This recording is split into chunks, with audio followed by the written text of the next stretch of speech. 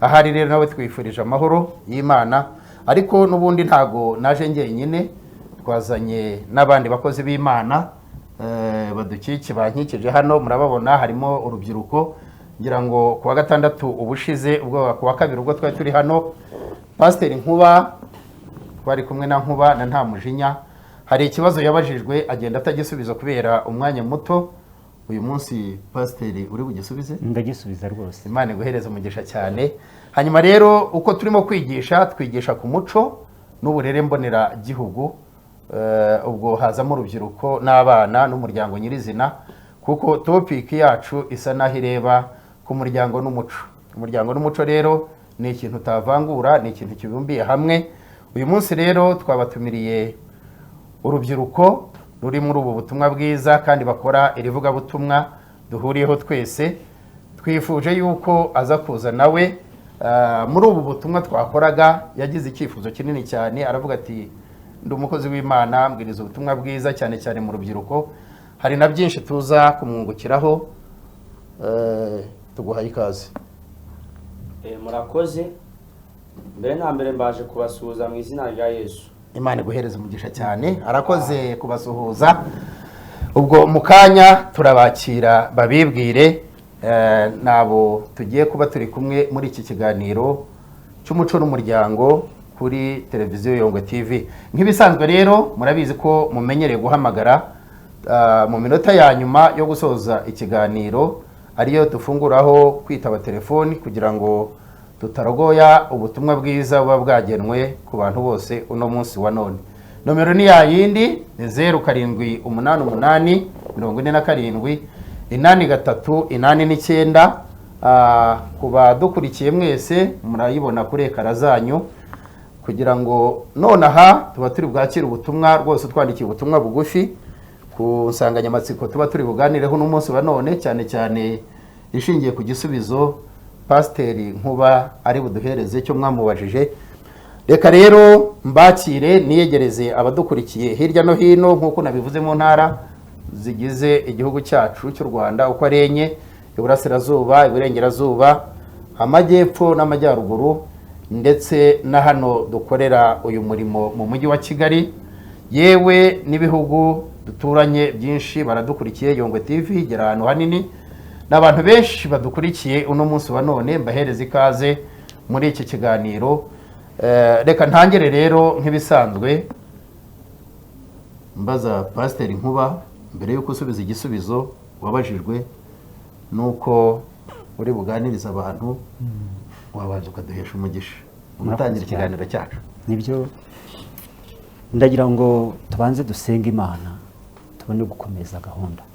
Witeka Mwami Imana yacu, mu izina rya Yesu Kristo turagushimiye kuduha uyu mwanya wo kugera hano. None dutangiye uyu murimo waduteguriye. Data, tugusabye kugira ngo udufashemo kandi uduhe umugisha. Urakoze Yesu. Bana natwe rero muri iki kiganiro cyose tugiye kugira hano, abatwumva bose ukize imitima yabo, kuko niyo ntego yacu. Turizera ibitangazo ugiye gukora mu mitima y'abantu uyu munsi, mu izina rya Yesu Kristo Umwami wacu. Amen. Amen. Ati turizera ibitangaza Umwami wacu Yesu Kristo agiye gukora mu mitima y'abadukurikiye ndetse natwe ubwacu.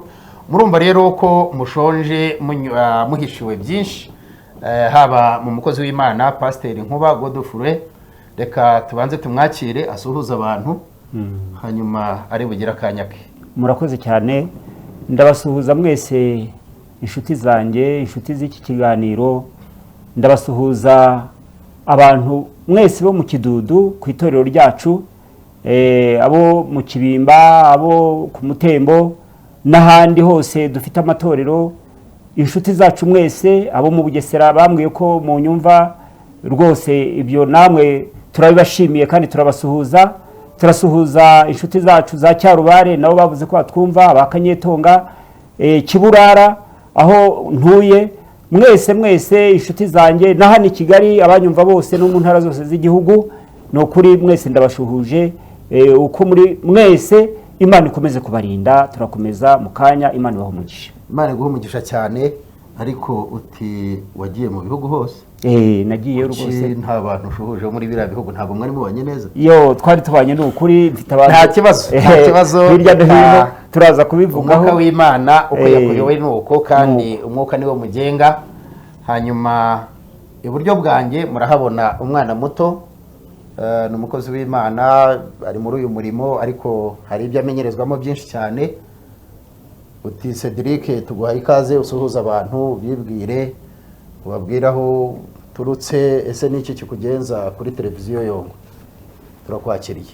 Murakoze, nkuko nabivuze ko natangiye mbasuhuza mu izina rya Yesu, reka nongere mbasuhuze, hanyuma reka banze mbibwire amazina yanjye nitwa Kwizera Cedric, nkaba ndi umukozi w'Imana isumba byose. Uwo mwami dushaka kuvuga ni ukura abantu ku nzoga inzogera zari zirenge kugira ngo amen, igakura abantu kwisigara ikabasigarana, katwongere tuvuge ngo amen, ikabakura kuri kanyanga ibyabo byari binyazwe. Nimba ubyumvise aho uri hose, reka dukomere Imana amashyi mu izina rya Yesu. Amen, amen, amen. Hanyuma rero mbaje gushimira abantu bose bagize uruhare kugira ngo ngere aha hantu. Mbere na mbere nshimiye ababyeyi banjye, ndabashimiye cyane yuko bagize ubwitange kugira ngo mbashe kugira ahantu. Ni ikintu kiba gikomeye cyane, ariko kuko hari ikintu tuba twaravuganye n'umwami Imana, byanze bikunze kizagira gute, kizasohora. Iyi Imana yakuvuzeho byanze bikunze bizasohora. Reka tuvuge ngo amen mu izina rya Yesu. Hanyuma rero mwongera no gushimira umushumba wacu, numvaga umutima urimo kwimata cyane. Ibi bintu ntabwo mbese ushobora kubivuga ukumva yuko kari ibintu bisanzwe, ariko ndamushimiye yuko ko yemeye ko nanjye kongera ahantu kugira ngo hagire byinshi tuganira, ndetse n'Imana ikaba yamushoboje. Ndamusabiye umugisha mu izina rya Yesu, kuko twasomye ijambo ry'Imana ratubwira ngo uwo tuzasabira umugisha azawuhabwa. Yego. Mwongera no gushimira n'inshuti zanjye yuko ahantu hose muri munkurikiye, Imana namwe nibahereza umugisha. Na buri muntu wese udukurikiye aka kanya tumusabiye umugisha mu izina rya Yesu. Ikindi kintu cya gatatu navugaho ni ikintu kijyanye n'urubyiruko. Reka tuvuge ngo amen mu izina rya Yesu.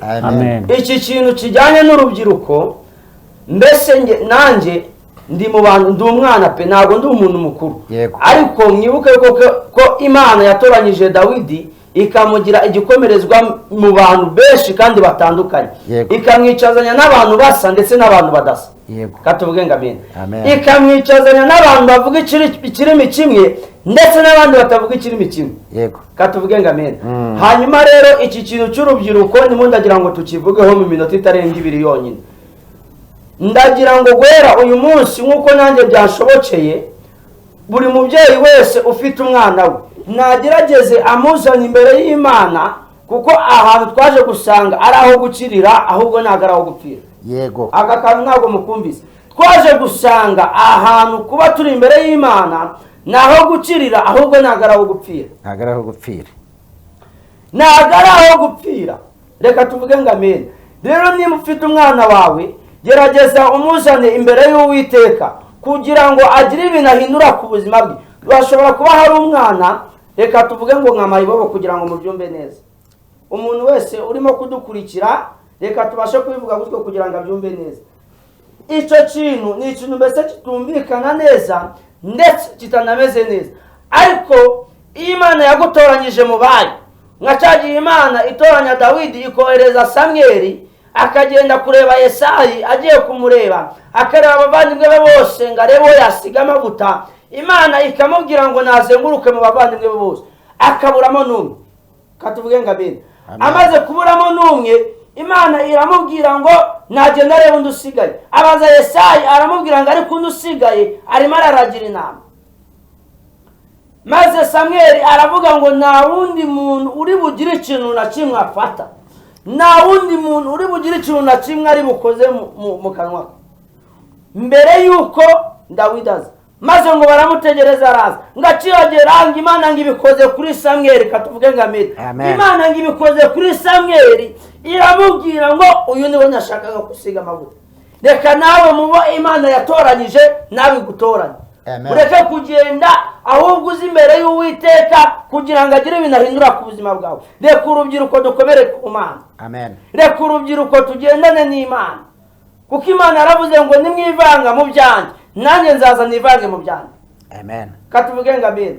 amen. uyu mugabo Dawidi yavuze amagambo menshi, navuze kuko ndi bukoresha iminota 2 yonyine. Avuga amagambo menshi, aravuga ngo Uwiteka niwe mungero wanjye sinzakira, ngandyamisha mu cyanya cy'ubwatsi bubisi, anjyana iruhande rw'amazi adasuma. Ni Zaburi 23.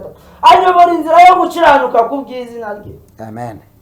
Ngo naho nanyura mu gikombe cy'igicucu cy'urupfu sinzatinya ikibi cyose. Katuvuge ngo amen. Gishimo yawe n'inkoni yawe nibyo bimpumuriza, ununganyiriza ameza mu maso y'abanzi banjye, ngusize amavuta mu mutwe, igikombe kirasesekara. Ni ukuri kugirirwa neza n'imbabazi, ngo bizanyuma y'iminsi yose nyiriwe. Arenzaho ijambo aravuga ngo nanjye nzaba mu nzu y'Uwiteka iteka ryose. Amen, amen. amen. Amaze kuvuga ayo magambo yose, arenzaho ijambo rimwe, aravuga ngo ariko nyuma y'ibi ngibi byose ni wowe niringiye. Ni ukuri. Aka kantu kamukumve neza. Ariko nyuma y'ibi ngibi byose ni wowe niringiye. Yiringiye Imana idaterwa ngo bayihambejwe, yiringiye Imana itarwara malariya ngo bayijyaneshe hasi. Amen, amen. yiringiye Imana, iyi Mana tuvuga aya masaha ku buryo dusenze ikatwumva. Yego. Yiringiye Imana idapfa ngo bayijyane ejo kuyihamba. Uyu mugabo Dawudi yiringiye Imana, arayiringira kandi ayikomeraho. Amen, haleluya. Imana iguhe umugisha. Reka rero narondogoye cyane, hari byinshi dufite kuvugana, ariko cyane yuko urubyiruko rurakenewe kugira ngo muze imbere y'Imana. Muze imbere y'Imana. Mwongera no gushimira ababyeyi banjye n'inshuti zanjye zagize uruhare kugira ngo mboneke ahantu, ariko cyane cyane nkashimira umushumba wacu mubona uri hano hagati yacu. Niwe wabigizemo uruhare rukomeye cyane kandi n'Imana ikamufashamo. Ni ukuri musabiye umugisha kandi utagabanyije mu izina rya Yesu. Amen. Imana nibaho umugisha, turacyari kumwe. Imana iguhereje umugisha Cedric, Imana ibaho umugisha. Abari bakurikiye ngira ngo murumva yuko ari Cedric, Kwizera Cedric. Ni urubyiruko, ni umwana muto uturutse hariya Kayonza ariko ufite uburere bwa Gikristo. Nanjye aka kanya wenda nkatware nshimira Imana kubwo ababyeyi be, kuko impano afite yivuga butumwa ryiza yo kubwira benshi, yo kubwira urubyiruko bagenzi be kugira ngo bahinduke. Ni impano nziza cyane kandi ni umurage wa kibyeyi, ni nabyo turimo kuvugaho. Cedric, umubyeyi wawe yemera Imana ngira ngo? Yego. Kuko biragaragara, zamura mikoro abantu bajye bakumva. Umubyeyi wawe ni umukristo? Amen cyane. Ni umukristo cyane. None se Cedric, kugira uburyo bwo kubwiriza gutya niki? Ni uruhare ababyeyi bagizemo, ni impano Imana yaje irakurotesha irabiguha gusa? Ubutumwa bwawe bushingira kuki? Ko warezwe n'umubyeyi bakoreye mu Gikristo cyangwa bushingiye ko ari impano Imana yakurotesheje ikaguhereza impano yo kubwiriza?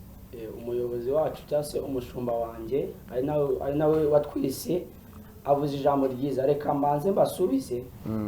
Ibi bintu ntabwo umuntu agenda mu nzira ngo abitoragure. Yego. Ibi bintu ntabwo uvuga ngo reka mbyishyiremo bize, oya, katuvuge ngo amen. Ahubwo Imana yakuvuzeho ngo nzakwamamaza, mbiraba mu izina rya Yesu. Imana yavuze ngo nzakugira umuntu ukomeye, nta kabuza biraba. Imana yavuze ngo nzaguhereza amavuta nkusige, nta kabuza ibyo bintu byose bigomba kubaho. Njye ndashima Imana kuko niyo yabimaye, si ukuvuga ngo n'ababyeyi babimfashijemo, kuko umuririmbyi yuzuye umwuka aravuga ngo aho data na mama batabaye, Imana yarahabaye cyagiye byari bikomeye cyane. Nuko rero ni Imana yonyine, kwa kundi ikubwira ngo uti mwana wanjye nzagushumbusha, mwana wanjye nzakunezeza. Imana igira ukuntu ibigenza ku buzima bwanjye, irambwira ngo uti fata imbaraga. Amen. Fata imbaraga. Imana yaguhaye imbaraga zo kuvuga ubutumwa bwiza Cedric. Yego. Hanyuma ababyeyi bagira uruhe ruhare muri izi mbaraga Imana yaguhaye? Babigufashamo gute? Bimeze gute? Uko nabyo biba bimeze, iyo Imana ivuze ngo uti mwana wanjye nkohereje aha ngaha agenda ujye kuvuga ubutumwa bwiza, ababyeyi banjye ndabashimira cyane yuko bajya bahaba bakambwira ngo uti, bakampereza uruhushya bakambohora, bakambwira ngo ugende uvuge ijambo ry'Imana. Yaba ari n'ahantu hari kure mu kuntu, bakahita bavuga ngo uti fata itike ugende uvuge ijambo ry'Imana, nabo bakankomeza. None se Cedric, wabwira iki abandi bana bagukurikiye? Wenda mu kanya ube ubitekerezaho, uri bubwire iki urundi rubyiruko rugeze rwawe rugukurikiye? Ese izi mbaraga koko reka tuze kureba ngo ababyeyi bawe barakubohora bakanagushyigikira, bati bijyemo kuko nibwo burere bwiza tubona twakurereramo. ariko hari urundi rubyiruko wenda rukenera gusenga, ababyeyi bakaruzitira bakabahereza uturimo two mu ngo tuba ari twinshi cyane, usoza gukora kariya, noneho uze kuduhuriza n'ukuntu wowe bakubohora ukaza no kuri televiziyo kuvugana n'abantu bose, noneho uze kugira ubutumwa uhereza bariya ababyeyi bazitira uru rubyiruko, ari nacyo kiganiro cyacu cy'umuryango n'umuco. Ese mu muco wacu twafasha gute abana bacu kugera ku ntego zabo Imana ibahereza cyangwa igihugu kibagomba? Imana ibahereza umugisha cyane. Mu kanya Cedric ari busubize icyo kibazo nari mubajije. Rero ubutumwa burimo burisukiranya kandi dufite ikibazo tugomba gusubiza, Pasiteri Nkuba agomba gusubiza. Yabajijwe n'itsinda ry'abantu bahamagaye ku wa kabiri ubwo twari turi hano muri studio za televiziyo Yongwe, baravuga bati ese Pasiteri ko twumva uri inararibonye ukaba utwigishije neza, ariko hari aho ucicirije ntitwashobora kuhumva, iyi nyigisho wavugaga y'uburyo umwana n'umubyeyi n'ababyeyi bagomba kubana, wadusimbukira gute? Kuko yagaragaje ku kuvuka k'umwana dukomoraho igisekuru aricyo twirirwa tuvuga, Aburahamu yabyaye umwana wa Aburahamu bigenda gutya.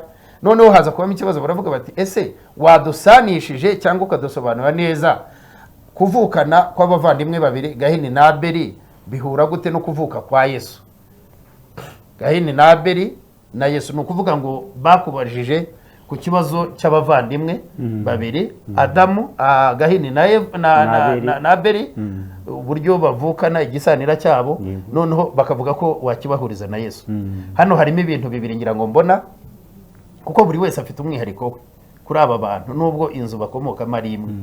Noneho rero ndumva twakwakira ugahera kuri icyo gisubizo cy'abandi uri butange, ugakomerezaho n'ubutumwa bwiza bw'uno munsi, dore ko wazinduwe no kuganiriza abantu ku mibanire y'abashakanye, nibyo ari byo byubatse umuco n'umuryango.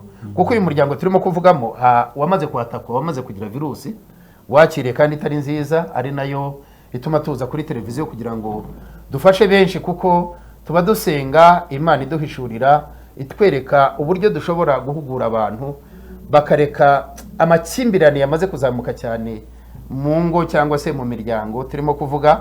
Ni nayo mpamvu tuba twifashishije inararibonye, abantu baba bimazemo igihe. Hari iby'umwuka aba arimo atinzemo, hakaba n'ubuzima busanzwe bw'aba yarabayemo mu rushako, mu nzira, umuco wa kera n'uwa none uko bimeze, imbogamizi zajemo, impamvu harimo kumvikana amakimbirane cyane mu mago, nuko mbere umuco wari ubibumbye bitagaragara, cyangwa wenda nuko byazamutse byiyongeye, abantu bubahukana cyane kugeza naho bigera no mu nzu y'abarokore, ugasanga twabakijijwe abavuga Imana abirirwa imbere y'abantu tubwiriza, ari twebwe dusubira inyuma ugasanga twakoze amahano.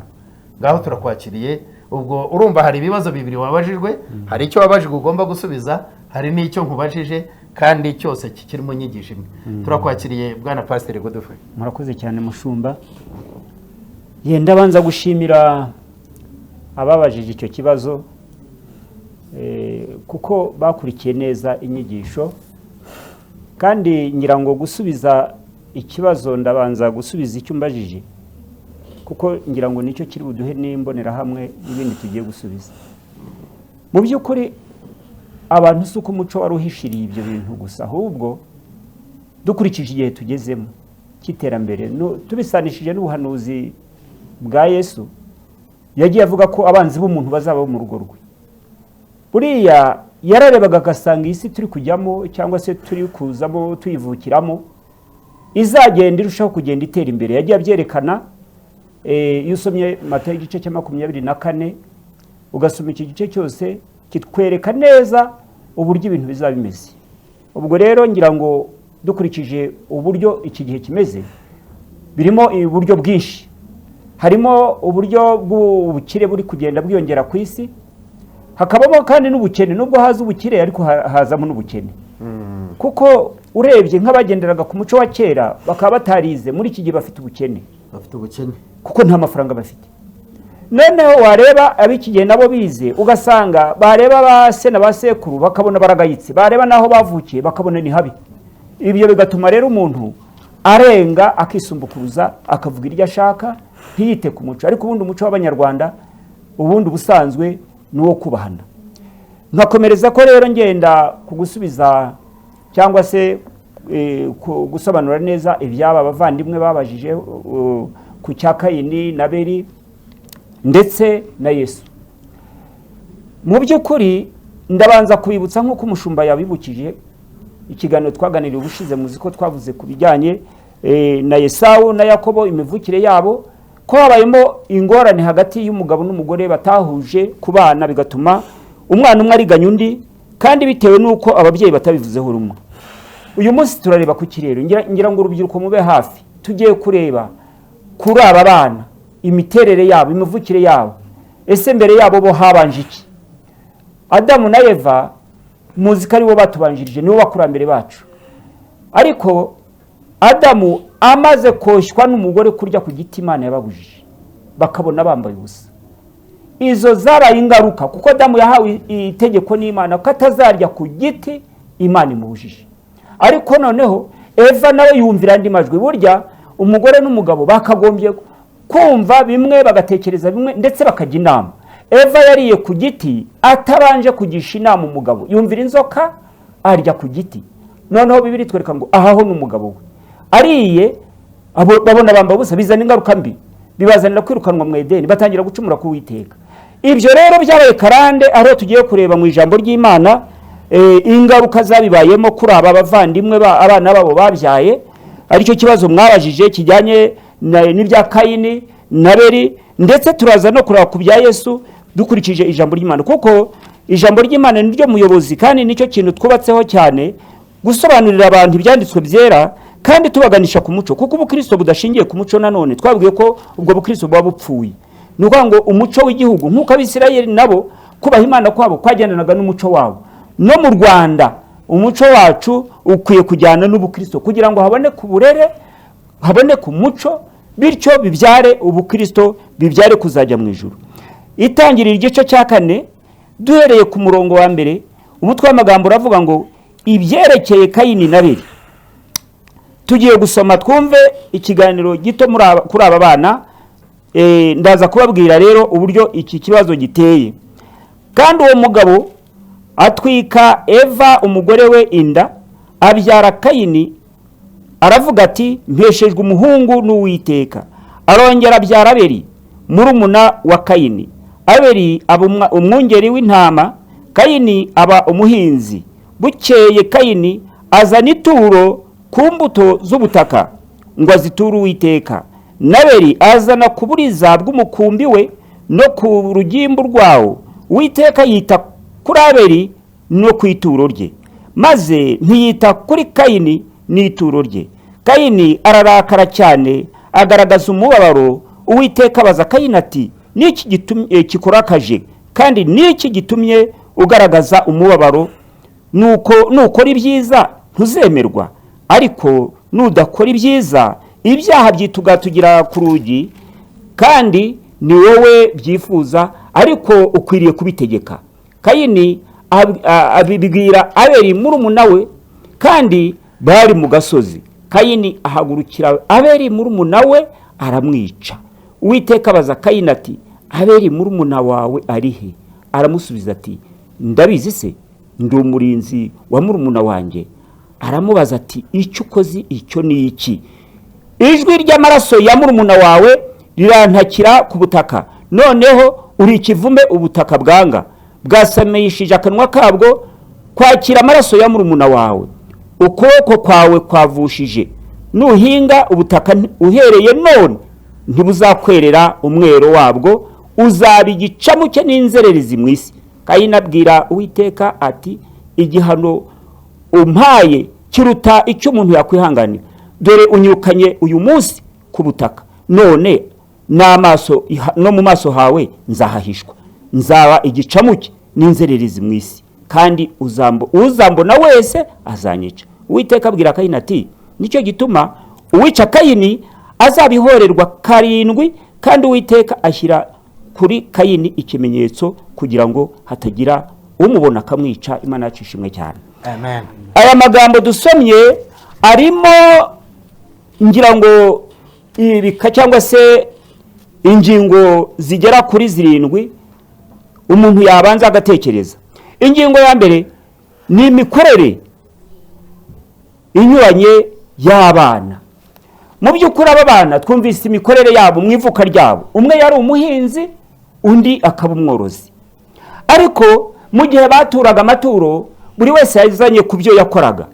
Ariko noneho rero muri uko kuzana ibyo umwe wese yakoraga gutura Uwiteka ntabwo yitaye ku ituro rya Kayini, ahubwo yitaye ku ituro rya Abeli, bitewe n'uko Abeli yabikoranaga umutima wubaha Uwiteka. Kayini we yabikoze nk'umuntu ubikorera kuba ari nk'umuhango, bituma Uwiteka atabyitaho. Ntabwo twavuga ko Kayini yatuye nabi kuko yatuye ibyo yakoraga, ariko uburyo yabikoragamo ntabwo byari bitunganiye Imana. Ikindi ababyeyi nabo ntibabyitagaho ngo barebe imikorere y'abo bana imbere y'Uwiteka Imana yabo. Ibyo byatumye Kayini arakara, noneho bituma ishyari rimuzamo. Icyiciro cya kabiri tubona ni ishyari. Ni ukuvuga ngo iryo shyari kuri abo bana, Kayini ntabwo yitaye kuri mwene nyina ngo arebe ibyo akoze nawe yubaha Imana bikore. Aha ndashaka kuvuga ababyeyi ku buryo bwo kugenzura abana. Burya umwana niba akoze nabi ntumuhane uri umubyeyi ngo umukebure mu nzira ye mbi ayobeyemo. Uramwishe, wishe n'abazamukomokaho. Kwica si uko wamutema cyangwa umukubita, ariko kutamukebura mu nzira ngo umugorore hakiri kare uramwononnye. Ibyo byatumye rero ngo ahaguruka rya shyari riramutera, aho kugira ngo yihane arahindukira, ahubwo agira mwene nyina aramwica. Icyo gihe rero habayeho ingaruka zikomeye cyane.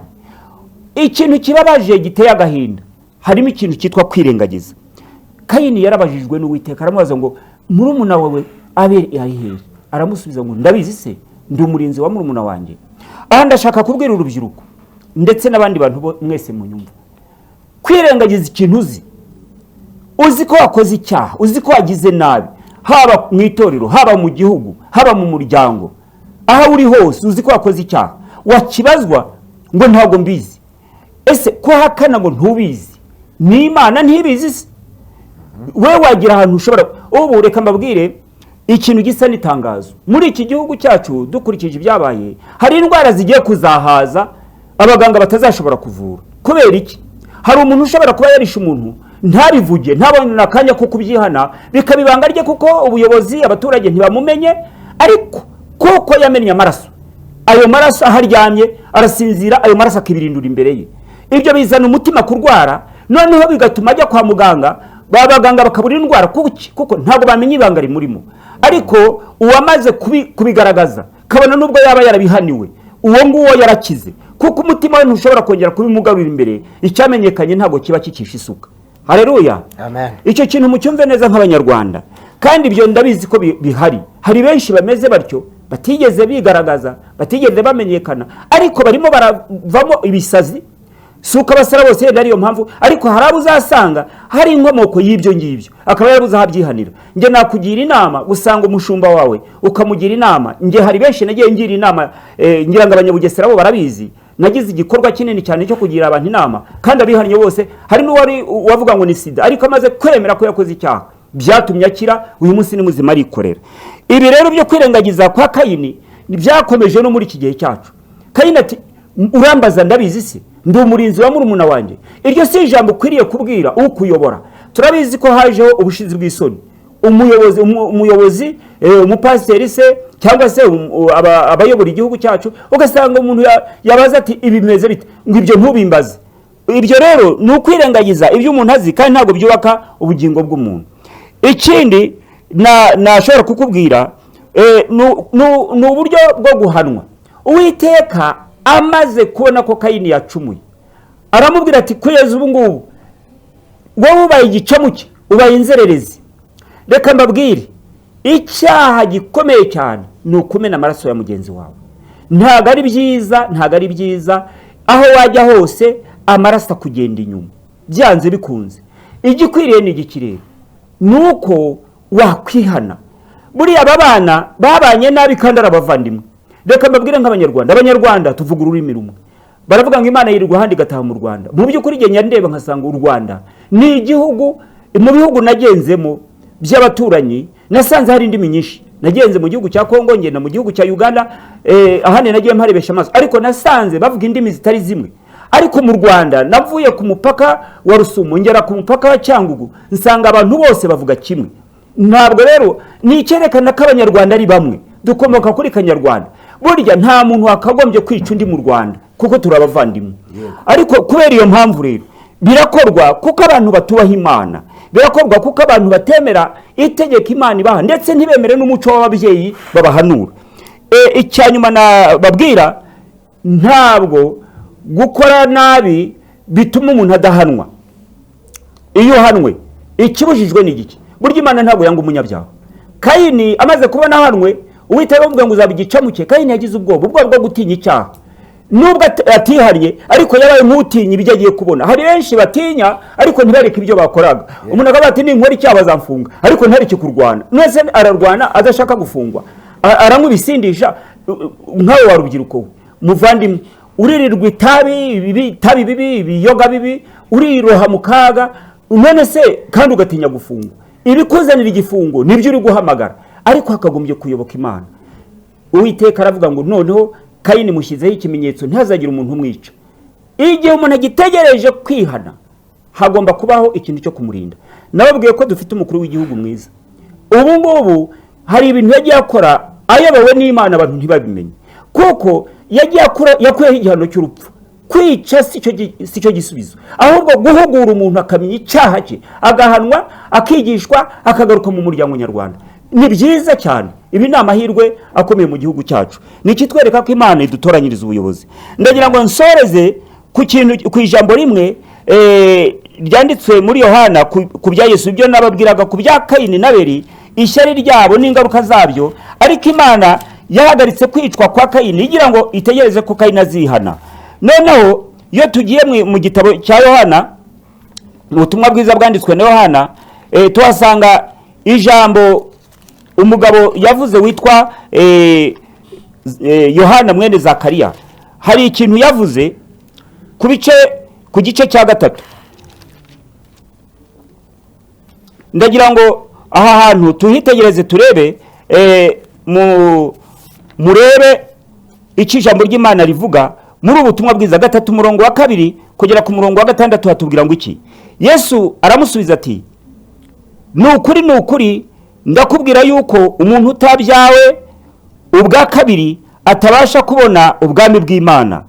Nikodemo aramubaza ati, mbese umuntu yabasha ate kubyarwa akuze, yakongera agasubira mu nda ya nyina akabyarwa? Yesu aramusubiza ati, ni ukuri ndakubwira yuko umuntu utabyawe n'amazi n'umwuka atabasha kwinjira mu bwami bw'Imana. Umurongo wa 6, ikibyarwa n'umubiri nacyo ni umubiri, n'ikibyarwa n'umwuka nacyo ni umwuka. Imana ishimwe cyane. Amen. Aya magambo niyo ngira ngo nsorezeho nkubwira ku bya Yesu wabajije muvandimwe, n'abandi bose bari bafite ikibazo kuri ibyo ngibyo. Imivukire ya Yesu itandukanye n'iya Kayini na Abeli. Yesu yaje ari umukiza w'abanyabyaha. Yesu yaje ari ushaka guhindura imitima. Ni Yesu yaje ari ushaka kugira ngo atubere ubuhungiro. Yerekana kundi kuvuka gushya. Noneho Imana ishimwe cyane. Amen. Yatweretse kuvuka ubwa kabiri. Niba warabyawe na kamere y'ababyeyi bawe wavukiyemo, usanga barwana, batongana, bagira bati, ariko iki gihe biragukwiriye kuvuka ubwa kabiri. Nicyo turi kwigisha abantu. Hinduka uvuke ubwa kabiri, imico yawe ihinduka, ubyarwe n'umwuka. Uhinduke we kubyarwa n'umubiri, ahubwo ubyarwe n'umwuka, uhinduka umwana w'Imana. Imana yacishimwe cyane. Amen. Ndagira ngo rero aka kanya nkugira inama mwene data, uyu munsi wa none hari ibyo umaze iminsi urimo, hari ibyo utekereza, hari ibyo wibwira, ahari wanasinze, ahari urimo uranatongana, ahari urimo uranarwana, ahari wa mubyeyi we abana bawe wabuze uko bafata kubera ubugome bari gukugiranira, barimo bararemana inguma. Ariko ndagira ngo ubwire uhindukire Yesu. Egera radio yawe cyangwa se egera televiziyo yawe, tubanze tugushyira imbere y'Imana.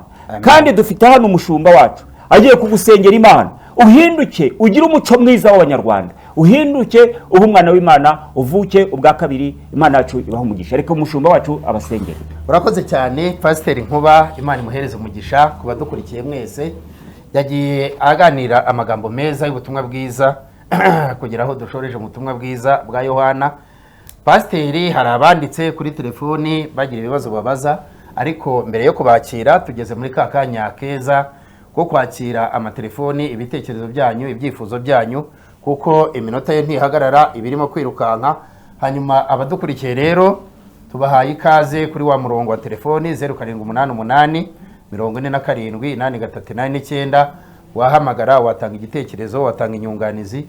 Ariko bwana Pasiteri, hari ijambo naringiye kukubaza twirengagijwe n'ibyo abandi bakubajije n'iminota ni mikeya. Uravuga uti Abeli na Gahini bahawe gukora ibintu bitandukanye. Umwe yari umuhinzi, undi ari umworozi. Ariko hari ijambo nashatse kugira ngo usubizeho, wenda aho ngaho akanya nikakaboneka turi bukubaze. Reka twitabe uyu muntu uhamagaye kuri Yongwe TV. Mwiriwe? Muraho. Amakuru ni meza. Muri bande muherereye he?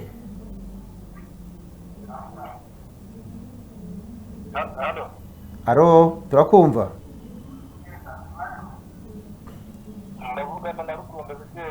Yego Rukundo.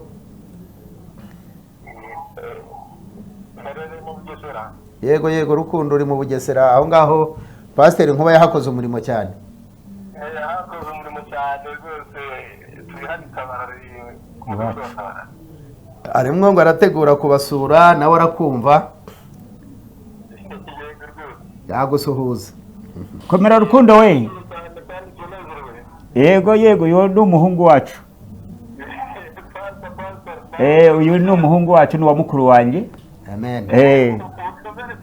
Yego mujye mukurikira iki kiganiro kuwa gatandatu no kuwa kabiri, tuba duhari rwose aya masaha, ndetse na nimugoroba kuwa kabiri saa 11 kugera saa 12. Saa 11 kugera saa 12. Saa 7 kugera saa 8. Ibitekerezo byanyu mu kubaka umuryango n'umuco birakenewe. Imana iguhereze umugisha Rukundo. Amen. Murakoze cyane. Twumve n'abandi barimo guhamagara ari benshi kuri televiziyo. Uyu Yongwe TV, mwiriwe? Arimo arayivugiramo.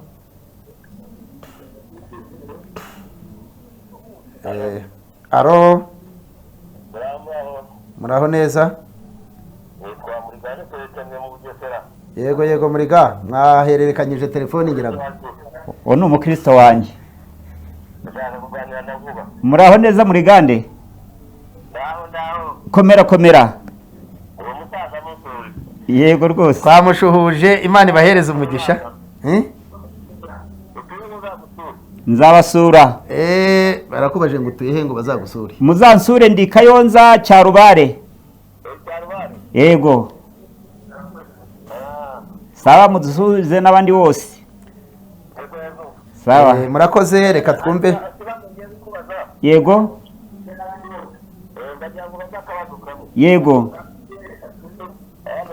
Turakumva baza ikibazo wihuse. Baza wihuse, abandi barimo guhamagara ari benshi.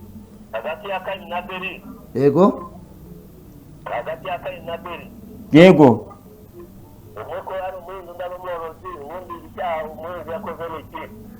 Baraza kugusubiza. Imana iguhereze umugisha cyane.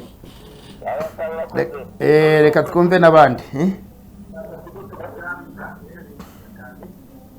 Banezerewe cyane, ntabwo bashaka. Nabo nayoboye ntibashaka kurekura kuko banyumvise. Aro Yongwe TV, mwiriwe? Aro.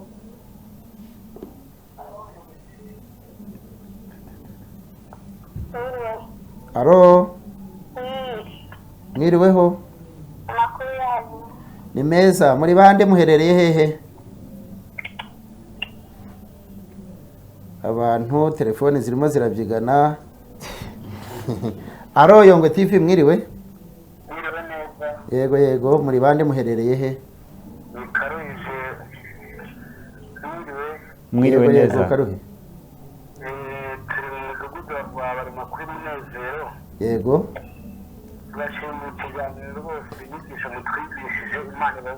Murakoze cyane Karuhe.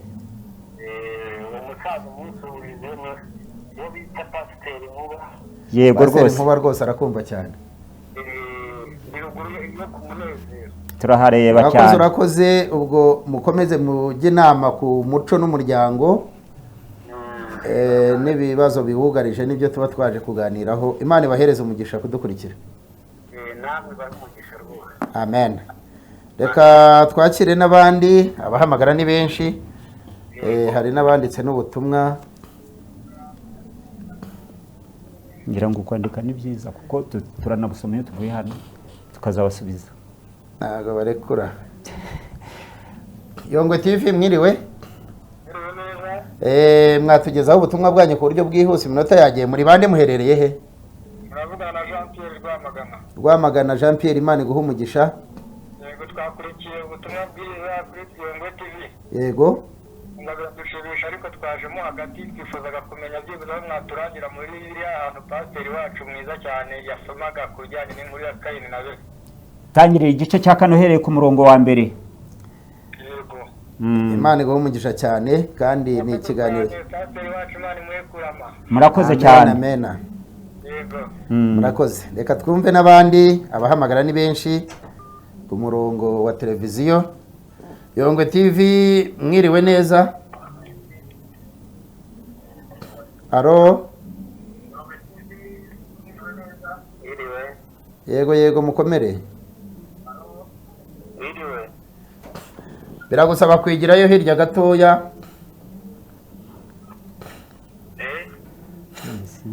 Ntabwo arimo kutwumva. Urimo uravugira hafi ya televiziyo yawe, niyo mpamvu. Yego negeyeyo gato. Yego.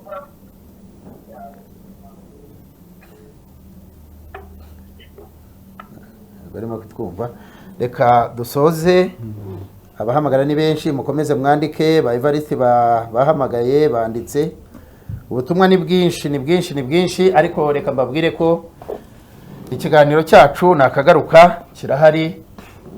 Tukora kuwa kabiri nk'ibisanzwe saa 11 kugera saa 12, hanyuma tukagira n'ikiganiro cyo kuwa gatandatu cya saa 7 kugera saa 8. Turabararikira rero kujya mukurikira kuko inyigisho zirahari. Umuco n'umuryango, dukeneye kubaka umuco nyarwanda ushingiye ku bukristo, nkaho pasiteri yabaze kutubwira ko umuco mu bukristo najyo urumva ko ni interuro nini. Hanyuma agenda agaragaza imbogamizi zagiye zibaho ku myumvikanire mike y'ababyeyi mu buryo bw'imirere y'abana babo. Hanyuma reka nshimire abatumirwa, buri wese afite isogonda rimwe cyangwa amasogonda abiri yo gusezera. Cedric Ikayonza, muri amahoro, ngaho sezera abantu. Mushumba wacu arakoze cyane kubw'ikibazo mu kanya yaratubajije, ubwo ku munsi ukurikiyeho tuzagisubiza mu izina rya Yesu. Esa guhereza umugisha cyane. Hanyuma abantu b'Ikayonza aho ngaho iwacu, Imana ibaha umugisha kandi nzi koko tukiri kumwe ku murimo w'Imana. N'abandi bose badukurikiye, Imana nibahereza umugisha mu izina rya Yesu. Esa guhereza umugisha cyane. Pasiteri Nkuba, abantu bakumvishije, iminota ni mikeya, hanyuma turashaka kugira ngo tubasengere, ariko gira isogonda rimwe abiri nibyo ubutumwa kuba gukurikiye. Reka mbabwire ko bitarangiriye aha, iki kiganiro tuzakomeza kugitanga kandi bazakomeza kubaza ibibazo. Muri make ndabashimiye kudukurikira kandi Imana ibahe umugisha, naho butaha. Murakoze. Reka dusengera abantu rero, kuko tuba twaje kugira ngo tubafashe mu buryo bwo kubaganiriza no kubahugura ku magambo meza yo mu butumwa bwiza dusanga muri Bibiliya, kuko niyo mugenga w'ubuzima bwacu, niwo muyobozi w'ubuzima bwacu. Ubutaha tuzaba tuganira kuri iki kiganiro nk'ibisanzwe, ariko tunasobanura neza urubyiruko, ubuzima bw'urubyiruko mu biganza byabo. Urubyiruko rero tubitayeho kandi turabategurira byinshi byija bizabafasha guhindura amateka, kuva mu buzima bubi bw'ingorane uyu munsi barimo kwinjiramo no gusubira ku murongo mwiza, kuko nimwe dutegerejeho igihugu cy'ejo cyiza ndetse n'itorero rizira ikizinga ejo hazaza. Reka tubasengere tunasoza. Mwami, mu izina rya Yesu duciye bugufi imbere y'amaso yawe, tugushimiye abantu bose badukurikiye kuri iyi televiziyo. Twaje kubwiriza ubutumwa bwawe bwiza, kandi ababwumvishe ni benshi, abanyuzwe ni benshi, abafashijwe ni benshi. Ariko dusabiye na babandi bose Nyagasani batabashe guhamagara no gutanga ibitekerezo, bafite ibyifuzo bitandukanye, bafite ingorane zo mu mago, barara barwana induru hirya amateleviziyo n'amaradiyo, avuga ibintu byinshi bitari byiza, ariko mu izina rya Yesu ngo waje kugira ngo tubone ubugingo kandi twese. Bariya rero barimo kuzira akarengane, barimo kwamburwa ubugingo, ubuzima bwabo, mu izina rya Yesu turashyiraho iherezo. Turasaba kugira ngo utabare abanyarwanda, utabare imiryango, utabare abana n'ababyeyi babo, mu izina rya Yesu. Umwuka mubukurwemo, amahoro yawe abamanukiyeho. Turasenze kandi turizeye yuko twumva unanabikora no kubikora Nyagasani. Tukweretse iki kiganiro dufite kugira ngo gifashe abanyarwanda, gifashe abadukurikiye bose, abizera n'abatarizera. Nyagasani bizere kuko nta bundi buhungiro uretse mu Mana. Ushaka kuba mwiza yisunga Imana, ushaka gukora ibyiza yisunga Imana, kuko niyo ifite ububasha. Twumvishije ubuhamya bwiza bw'umwana muto Nyagasani Cedric wadusuye, twumvisha umukozi wa Pastor Nkuba, bose ndabasengeye kugira ngo ubuzuze ubongeremo imbaraga. Data, ubwo tuzaba turi hano ubutaha tuzaganiriza abantu bawe neza, kandi abantu bungukire muri iri sengesho no muri iyi nyigisho. Ikuzo n'icyubahiro turabigushubije, tubasabiye bose kandi twizeye ko ubikoze unanabyumvishije. Nyagasani abanditse bose ndabakweretse, abo turi busengere na nyuma ya hano kuko ni benshi cyane. Ikuzo n'icyubahiro umwuka wawe rababeho, dusabye twizeye ku bwa Kristo umwami wacu. Amen, amen. Amen. Imana ibahereze umugisha Bye, abari bye. bakurikiye. Naho ubutaha. Naho ubutaha ikiganiro cyacu gihoraho. Amen, amen.